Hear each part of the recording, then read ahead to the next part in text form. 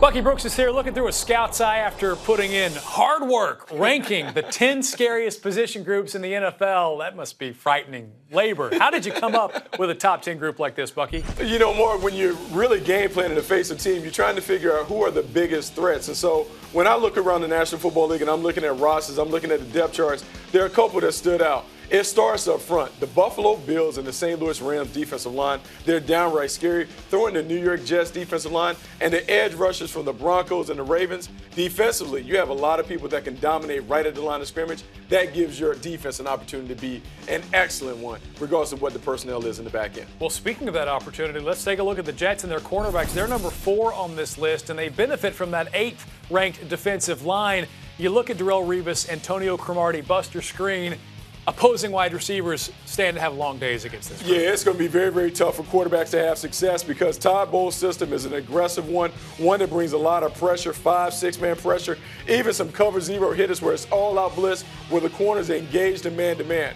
When I look at this secondary, particularly the cornerback position, Darrelle Revis is a technician. He's back to playing like Revis Island. He completely suffocates receivers on the edge. Antonio Cromartie is one of the best bump and run receivers, long rangey, really shrinks the strike zone for quarterbacks. And Buster Skrine is a guy that is an outstanding nickel cornerback. All 3 guys are capable of playing one-on-one coverage on the outside. That allows Todd Bowles to really come after the quarterback.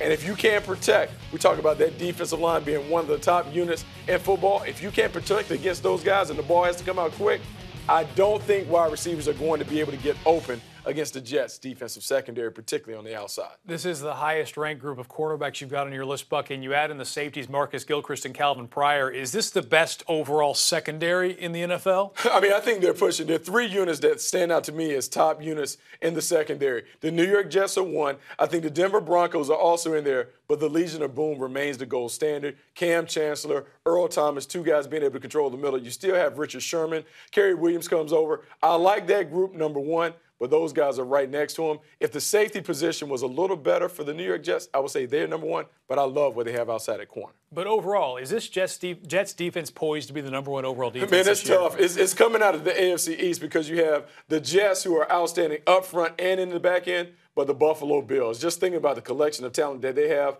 playing under Rex Ryan, you're talking about a team that has been number 1, number 2 in sacks the last couple years.